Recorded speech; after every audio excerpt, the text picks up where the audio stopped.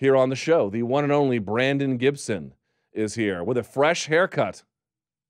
No, it's not fresh. I need to get cleaned up. Is that a ritual? You know, the older I get and the busier my kids' activities come, the less time I find myself having free for haircuts. Fair enough. But you always do one before a big fight, right? Yeah. I try to look good, feel good before we get out there. All right, let's get into it now. So you have, you got a busy calendar, right? Especially for UFC 232. Let's start with Jon Jones. Man, I got to tell you, I am really excited for this one. I've spoken to Gustafsson, and he sounds as motivated as ever. Here is sort of my feeling on this, and I know what you're going to say, but this is just my opinion. I feel like the window to beat Jon, you can never say it's closed. MMA's crazy. People do crazy things. But it feels like in terms of taking advantage of a strategic or tactical lapse, that window has closed. Do you know what I mean? I would agree with you on that. Jon's only getting stronger, faster, smarter, and you know, a lot of guys this much time off I think would be detrimental, but for Jon it's been invigorating for him. It's helped him focus, it's helped him mature, and it's given him that much more fire to go out and reclaim what he feels is his. He does seem from media to be a little bit more I don't know if in your face is the right word, but unconcerned with how it's perceived. Is that a fair characterization? Yeah. I don't want to say he's brash or curt or anything like that, but he's unapologetic, that's for sure. Right. I think that's the right word. Yes, that's right. Does that carry over to training in some capacity, or is that simply part of the media side of things? I think that's the media side of things and the business side of things. I think when it comes to training, he continues to humble himself. He continues to just be that ever-evolving student. I know it's always cliche to say how good the camp was, but I just couldn't be more excited about not just the camp, but the time we've had building up to the camp. You know, Jon was working in shadows. He was working in secret and improving, and we've pulled together an amazing team on this one, amazing training partners. And I just got done watching his workout this morning, and you know, we're heading into this last week, and I feel excitement. I feel focus. I can't wait to get out there and watch him make a statement. What do you make of the argument that, oh, what about all that time off? It can't be good for him. To that you say? Yeah, to that I say, you know, he's not getting his brains battered in. He's not getting concussions. He's taking care of his body and his mind. And, you know, this is such at this top 1%, these, just like you were talking about, these guys are tough. That's not an aspect that comes with sparring or anything like that.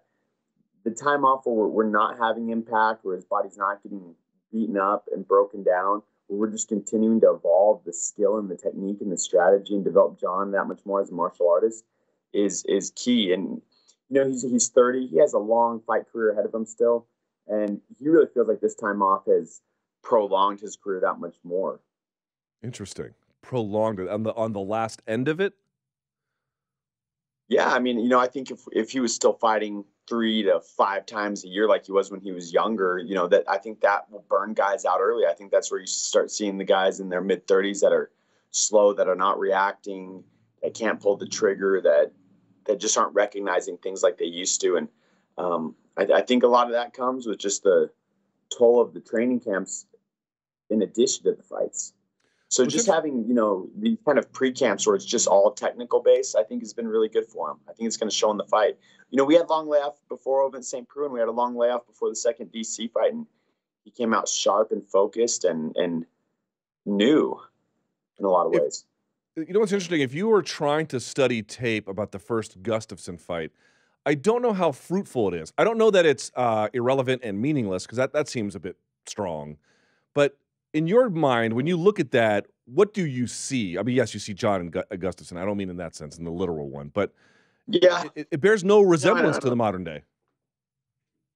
Yeah, I think Gustafsson has improved and grown tremendously as a fighter. I think he's become that much more fluid. I think he's become that much more of a precision striker. I think his wrestling's gotten better. He's had these 5-round bouts since. I think Gustafsson's really matured. I think we look at Jon in that fight and think how many more tools we have now, how many more setups, how much more strategy, and how better we are at all the little transitional elements now. I think it's going to be a very different fight. We find ourselves, always kind of falling to that fight to study as a baseline, like we did with the first Cormier fight. But I find myself watching, Gus's fight with DC or Serkinov or Glover that much more to try to pick up trends of his newer style as much as we can. How has Gustafsson changed in your mind since the last fight?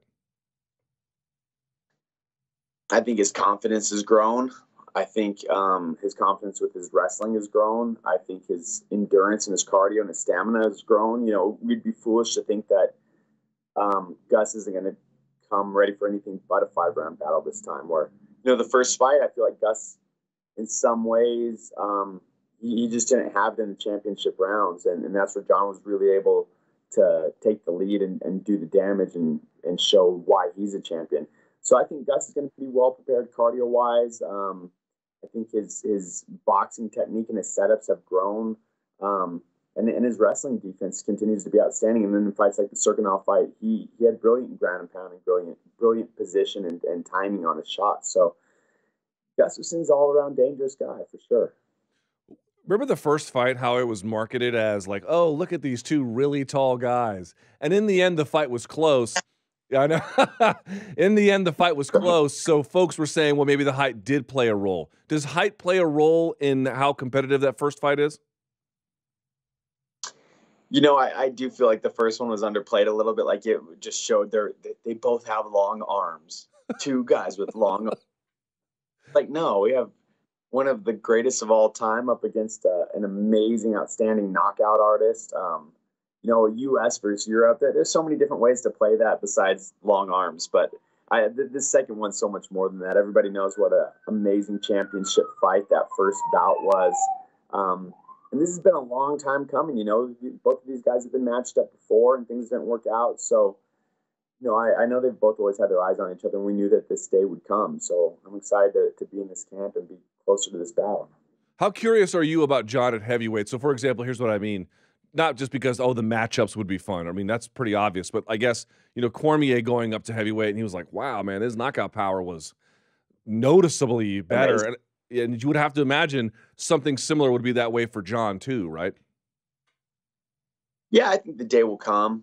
I think Jon's focus right now is just to continue his light heavyweight reign and solidify his legacy as light heavyweight. Maybe the day will come where it's at heavyweight, but I don't think it's right around the corner. It's not something we're talking about. But if the right opportunity came, I think it'd be easy for Jon. I don't think he'd put on a massive amount of weight or anything like that. I think he could go in there at kind of a more cruiserweight, like a 225, 235, and have a tremendous amount of success against these guys. I mean, I saw it in all the years of sparring against well-known heavyweights out of the Jackson Wink gym. So I know Jon's capable of it. I think his focus right now is the light heavyweight reign, though.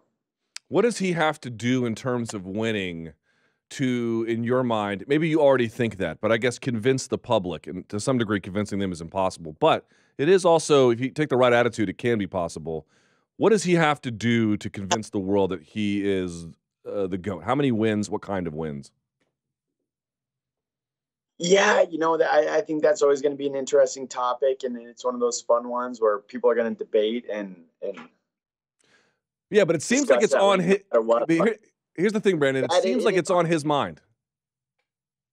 It is, and I think it's something he really wants to solidify. So, I think part of it's just going to come with time and trust and making statements. And the second DC fight, I feel like we were right on path, and then we got derailed a little bit. So, Jon's going to come out and make another statement, and I think we're just going to have to take it one fight at a time. But I think if Jon's Jon and he dominates the way he can dominate, at the end of the day, there won't be room for a debate. We still have a lot of time left in this game. How would you characterize his relationship to the fans today versus how it used to be? I think it's a healthier one. I noticed a bunch of cheers at that New York City presser, but I guess my question is, it used to be a thing he craved, and I think would boost his performance. Now it seems like he Well, you tell me, how is it now? You know, I think he really did vibe off that New York City press conference. He called me excited afterwards, and he liked the pop of from the fans. And whether Jon ends up, you know, being the good guy or the heel, I don't think it really matters to him. He knows that the fans want to see him as a martial artist, and the transgressions he's had are always going to stay with him. But I think he just wants to go down as a great, and I think a lot of the fans know that. And I think as long as he comes out and puts on great performances, he's going to have their support, the ones that are going to support him regardless. I think the fans that he lost, they could boo against him or cheer for Gustafsson or whoever, and it's not going to change Jon. By the way, real quickly on that co-main event, what is the Brandon Gibson Spidey sense telling you about the Cyborg Nunes fight? I saw, I think it was an interview on MMA Fighting with Jason Perillo, and he was talking about Cyborg, like, bitch, you don't do coke, you don't drink, all you do is train. And as a coach trainer, that got me a little fired up. So I know what it's like to have that kind of athlete that's that focused and that motivated, and that's a hard thing to stop. I think it's going to be a competitive bout. Nunes is very skilled, well-rounded, but I think Cyborg is just going to be too much. Dean Thomas, who of course is biased, but he swears that Amanda Nunes is the hardest hitter of any woman he's ever even possibly touched gloves with. Sure. You know, I wouldn't doubt that. I bet she generates a lot of power. She's a very fluid puncher. She has great rhythm change for 135er. I'd be, you know, there's so many variables and unknowns. Like we haven't seen Amanda at 145, so it's going to be interesting to see how that power carries over at a weight class up. You know, at 135, she was very successful. At 45, you know, Cyborg's neck is a little thicker. She may not be bouncing her head back that quick and get some counter coup. All right, fair enough. Let's talk about your other student here, Carlos Condit, who I don't know this gentleman personally. I've obviously been covering his career for years. Here's what I can tell from Instagram, which is very, you know, comes with quite the asterisks around it. He seems to be quite happy. Is that a fair characterization? There was a time where I felt he was aloof and distant. Not so much right now. I would say he is very happy. You know, Carlos and I have been very close friends. You know, martial arts aside, we've been good friends for a long time, and I got a lot of love in my heart for Carlos, and I want to see him happy. And I think that he's getting to a really good place in his life, and I think that's really been showing in his work, right? Like, it doesn't matter what our career or our profession is. If we're having a hard time, it's going to show in our work. And sometimes it's at the gym, sometimes it's at the fight. But I think where he's getting in his life right now, it's been showing in the gym every day. I think it shows in things like social media, and I'm very confident it's going to show in the fight too. I'm really happy with where he's at. So I couldn't ask for more as a coach and a trainer, because the mental aspect is so much of this game at this top level. You know, all these guys are tough. They all have skill. They all have technique. They all know what to do in the positions. A lot of it comes down to their mindset and their approach going into it. And I really like where Carlos is at right now. How much of a reset did he need after that Lawler fight? You know, that was a battle for the ages, and that was a hard one as a coach to be a part of. It was so back and forth, and I saw how much wear and toll it took on both of those men. Sometimes there's moments that make you really love this sport and feel like it was lifted to another level. And I think that fight in a lot of ways did that, but there was also kind of like the darker side of it too, where, man, that, you know, it's hard to watch your friend go through that. So here's my read on that from the outside looking in. You see a fight like that, and you know this as well as I do, certainly better than I do. Man, I don't know how you fight like that without leaving a piece of yourself. And let me be clear about what that means. I'm not suggesting that means he had to hang him up. That's not what I'm saying. What I am saying is, my God, you had the sacrifice on the altar of athletic glory that is. You don't walk away from that unscathed, man. Was there a part of you that was like, not worried he'd ever come back, but how much of the same will he be? Yeah, and there was talks of retirement after that fight. You know, there was talks of retirement prior to that fight. So, I think it was challenging to get past that and to find love and passion. and not just like on the physical toll of the fight, but hell, when you go out there and leave it out there the way he did, and then you don't get your hand raised in a split decision in a 5-round fight, that's a heartbreaking time too, and it's hard to find love and trust for the game sometimes after going through something like that. So what is his motivation now? This was a guy who I think is one of the best welterweights to ever do it. He is, however, on a bit of a 4-fight skid. When you evaluate what he's fighting for, is he fighting for himself? Is he fighting for title aspirations? When you talk to him, what read do you get as his coach? I think right now he's fighting because he loves this game. I see a fire in him. I think he's fighting for himself. He's fighting for his future. He's fighting for his sons, and he has a lot on the line right now, and it's shown to us in camp. And I know it's going to show on fight night. Michael Chiesa, the toughest thing about him at 170 is what? You know, Chiesa has his own rhythm. He is a very unique striker with different flows and patterns and rhythms. And that also applies with his wrestling and grappling. He's hard to mimic. He's hard to get a look of. I think a lot of it's going to be out there game night, but this is going to come down to, you know, these two guys want to go forward and who's going to be the one to back up. Fair enough. Let me ask you a separate question. You didn't see the Hooker, because I know you're super busy in camp. You did not see the Hooker Barboza fight. It's okay if you didn't. I don't mean to put you on the spot. Oh, man, and what a night for martial arts this or Friday and Saturday were, you know, with Canelo, with UFC, with Bellator, and I was in the gym training John and Carlos. You know, it's Wow. I'm a fan. I'm a student of this game. I'm going to go back and study all this stuff, but I was in the trenches that night, sweating and bleeding. So here's the thing. For example, the Condit versus Lawler fight, that's one where a corner throwing in the towel you can't do because it's so back and forth. You just don't know what's going to happen. However, I made this point earlier, and you've been a corner, you're a coach. Let me ask you this one, because someone asked me earlier in the show today. When is enough enough? And here's the way I'm going to ask it. Not from someone who is getting concussed, but from someone who can just take an absurd beating. We saw Brian Ortega against Max Holloway. That probably should have been stopped a little bit earlier. And even if you didn't see that one, that's a good reference point. So let me ask you an open-ended, broad question. When you see something like that, when is enough enough? I think there's a lot of different factors that come into play. Like you said, when it's a back and forth battle and your guy's always in it, and you know what they're capable of, sometimes you're hesitant to do it. Sometimes if it's a title fight like Ortega, you know, the guys don't necessarily want to go out that way. But that doesn't mean it's not in our best interest to protect them as our athletes and students. And then, you know, one other thing I don't know if the media and the fans always get is that each commission is different. Like, I can't just throw in a towel in every state in the middle of a round. Sometimes I could wave it off in between rounds. Sometimes the coach or the cornerman isn't allowed to wave it off between the rounds. We have to get the doctor to come in or the ref to come in or a commissioner to come in and wave it off.